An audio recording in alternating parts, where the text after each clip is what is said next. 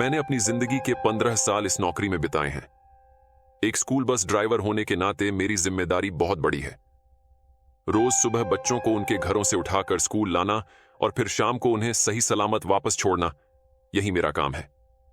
मैं इस काम को बहुत दिल से करता हूं क्योंकि मुझे पता है कि इन बच्चों की सुरक्षा मेरे हाथों में है। स्कूल के बच्चे मुझसे बहुत घुल मिल गए हैं। उनकी हंसी मजाक, मासूम बातें सुनकर दिन भर की थकान गायब हो जाती है।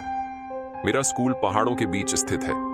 ऊंची ऊंची चट्टानों और घने जंगलों से घिरा यह इलाका दिन में जितना खूबसूरत लगता है, रात में उतना ही डरावना हो जाता है।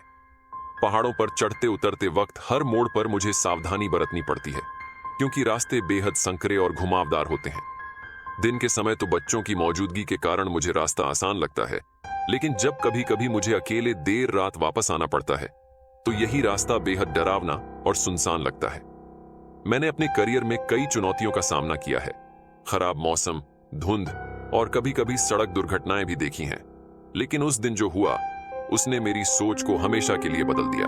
उस दिन स्कूल में एक बड़ा कार्यक्रम था, सालाना उत्सव। बच्चों ने अपने माता पिता और शिक्षकों के सामने कई प्रस्तुतियां दी। कार्यक्रम सफलतापूर्वक खत्म हुआ, लेकिन इस वजह से शाम को काफी देर हो गई। मेरा काम था कि मैं सभी बच्चों को उनके घर सुरक्षित पहुंचाऊं।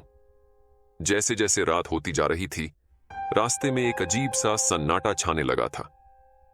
पहाड़ी इलाके में दिन जल्दी ढल जाता है और रात का अंधेरा चारों ओर घिर आता है। जब मैंने आखिरी बच्चे को उसके घर छोड़ा तो घड़ी रात के करीब 10 बजा रही थी। मुझे अब स्कूल वापस लौटना था क्योंकि स्कूल बस को वहीं खड़ा करना होता है। स्कूल तक पहुंचने का रास्ता पहाड़ियों के बीच से गुजरता था और रास्ता घने जंगलों से होकर जाता था। यह इलाका जितना दिन में हरा भरा और शांत दिखता था, रात के वक्त उतना ही भयानक और रहस्यमयी हो जाता था। बस में अकेले बैठकर ड्राइव करना मुझे थोड़ा अजीब तो लग रहा था, लेकिन मैंने खुद को समझाया कि मैं इस रास्ते से कई बार गुजरा हूं, डरने की कोई बात नहीं है। फिर भी उस दिन कुछ अलग था। वातावरण में एक अजीब सा तनाव महसूस हो रहा था, जैसे कोई अनजानी चीज मेरे आसपास हो। हवा भी ठंडी और भारी लग रही थी और पेड़ों की सरसराहट अजीब लग रही थी। मैं बस के स्टीयरिंग को कसकर पकड़े हुए था और ध्यान रख रहा था कि बस को सही दिशा में चलाता रहूं। लेकिन मन में एक बेचैनी लगातार बनी हुई थी, जैसे कुछ गलत होने वाला था। मेरा दिल कह रहा था कि कुछ अनहोनी हो सकती है, लेकिन मैं इसे सिर्फ अपनी थकान मानकर नजरअंदाज कर रहा था। जब मैं पहाड़ी के उस घुमावदार रास्ते पर पहुंचा तो चारों ओर का सन्नाटा और गहरा हो गया। यह रास्ता स्कूल तक जाने वाला इकलौता रास्ता था और रात के समय यहां कोई वाहन या इंसान दिखना लगभग नामुमकिन होता था। दोनों तरफ ऊंचे ऊंचे पेड़ थे जो घने अंधेरे में और भी डरावने लग रहे थे। हवा चलने पर पेड़ों की शाखाएं हिल रही थीं और उस सरसराहट में एक अजीब सी खौफनाक गूंज थी। रास्ता इतना सुनसान था कि मेरी बस की हेडलाइट्स के अलावा और कोई रोशनी नहीं थी। हर मोड़ पर मैं ध्यान से बस चला रहा था क्योंकि पहाड़ों में थोड़ी सी भी लापरवाही बड़ी दुर्घटना का कारण बन सकती है। उस दिन की थकान और गहरा अंधेरा मिलकर मेरे मन में एक अजीब डर पैदा कर रहे थे। कभी कभी ऐसा लगता था जैसे पेड़ों के पीछे कोई छिपा हुआ हो और मुझे घूर रहा हो, लेकिन मैंने खुद को शांत रखने की कोशिश की। जैसे ही मैंने बस को थोड़ा आगे बढ़ाया, मुझे सड़क के किनारे कुछ हलचल दिखाई दी।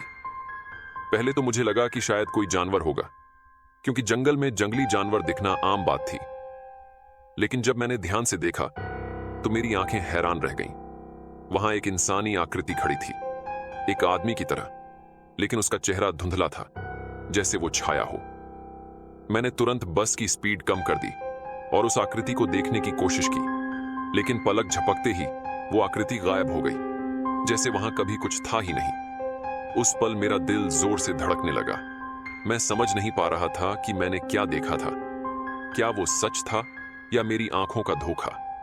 लेकिन उस रास्ते का सन्नाटा और डरावना माहौल मुझे और घबराहट में डाल रहा था। मैंने बस की स्पीड बढ़ाई और वहां से जल्दी निकलने की कोशिश की, लेकिन उस घटना ने मेरे मन में एक अजीब सा डर बैठा दिया था। जैसे ही मैं उस अजीब घटना से थोड़ा संभला और बस को तेजी से चलाने लगा, कुछ दूरी पर सड़क के किनारे खड़े 2 लोग दिखाई दिए। पहले तो मैंने ध्यान नहीं दिया, क्योंकि स्कूल बस में मैं कभी किसी को लिफ्ट नहीं देता था, यह नियम था। लेकिन उस रात कुछ अलग था।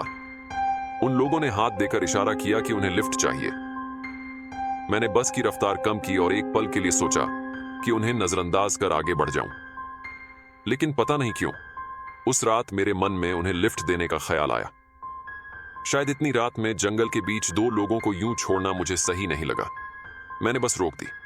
दोनों लोग जल्दी से अंदर आ गए और बिना कोई बात किए बस की पिछली सीट पर जाकर बैठ गए।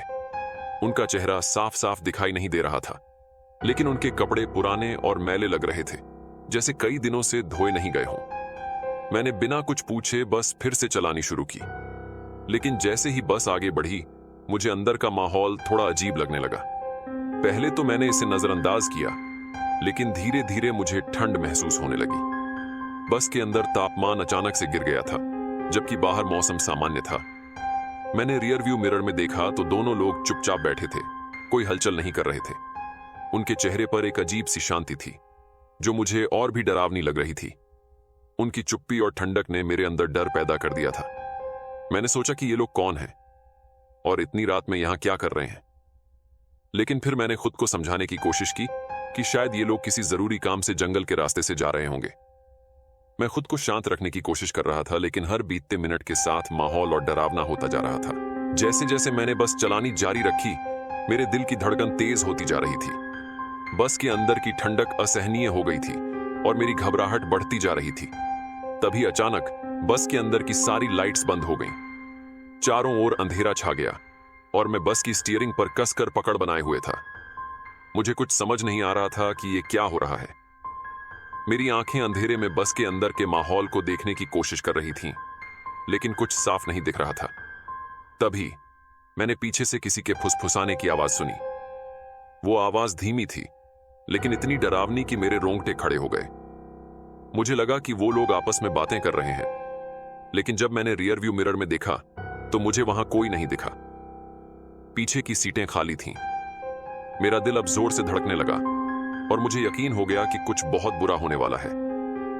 तभी मैंने अचानक अपने कंधे पर किसी का हाथ महसूस किया। ठंडे और सख्त हाथों की पकड़ इतनी जबरदस्त थी कि मैं हिल नहीं पा रहा था। मेरे पूरे शरीर में डर की लहर दौड़ गई। मैंने चीखने की कोशिश की, लेकिन मेरी आवाज जैसे गले में ही अटक गई। वो हाथ धीरे धीरे मेरी गर्दन तक पहुंचने लगे और मुझे लगा जैसे मेरी सांस रुकने वाली है। पीछे से एक गहरी भयानक आवाज आई, तुम हमें यहां से नहीं ले जा सकते। वो आवाज इतनी डरावनी थी कि मेरा दिल जैसे रुकने वाला था। मैंने पूरा जोर लगाकर खुद को छुड़ाने की कोशिश की और स्टीयरिंग को कसकर पकड़ा। बस अब बेकाबू हो रही थी, लेकिन मैं किसी तरह उस रास्ते से बाहर निकलने की कोशिश कर रहा था। मेरी आंखों के सामने अंधेरा छा रहा था और मैं बस को तेजी से चलाता हुआ उस जगह से दूर भागने की कोशिश कर रहा था। जैसे ही मैं जंगल से बाहर निकला, वो हाथ अचानक गायब हो गए और लाइट्स फिर से चालू हो गईं। मैंने एक गहरी सांस ली, लेकिन मेरी हालत बेहद खराब हो चुकी थी। मैं कांपते हुए बस चला रहा था और पीछे मुड़कर देखने की हिम्मत नहीं कर पा रहा था।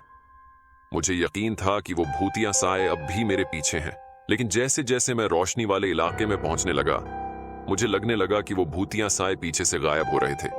उस रात के बाद से मेरी जिंदगी पूरी तरह बदल गई। भले ही मैं उस बस से किसी तरह निकल आया था, लेकिन वो भयानक घटना मेरे दिमाग में हर वक्त घूमती रहती है। मैंने जितनी बार भी उस रात के बारे में सोचा, उतनी ही बार मेरे रोंगटे खड़े हो जाते हैं। अब जब भी मैं स्कूल बस चलाता हूं, मेरे मन में एक अजीब सा डर बना रहता है। हर मोड़, हर सड़क और हर अंधेरे कोने में मुझे वही भूतिया चेहरे और वो ठंडी सख्त हाथों की पकड़ याद आ जाती है। मुझे याद है कि उस घटना के बाद मैंने अगले दिन स्कूल प्रशासन को पूरी बात बताई थी। वे लोग भी मेरी बात सुनकर चौंक गए थे, क्योंकि ऐसा पहले कभी किसी के साथ नहीं हुआ था। स्कूल के कई ड्राइवरों ने बताया कि उस इलाके में देर रात तक रुकने वाले लोगों के साथ अजीब घटनाएं होती रही हैं, लेकिन इस बारे में कोई खुलकर बात नहीं करता। शायद इसलिए क्योंकि लोग इसे अंधविश्वास मानकर नजरअंदाज कर देते हैं। मुझे अब भी वो रात याद है जब मैंने उन अजनबी लोगों को लिफ्ट दी थी। वो गलती मैंने अपनी पूरी जिंदगी में पहली और आखिरी बार की थी। हालांकि मैं अब भी अपनी ड्यूटी निभा रहा हूं और रोज बच्चों को सुरक्षित घर पहुंचाता हूं, लेकिन हर बार जब रात होती है, मेरे मन में वही घटना ताजा हो जाती है। ऐसा लगता है जैसे वो साए अब भी कहीं मेरे आसपास हैं, मुझे घूर रहे हैं और इंतजार कर रहे हैं कि मैं फिर से उस डरावनी गलती को दोहराऊं।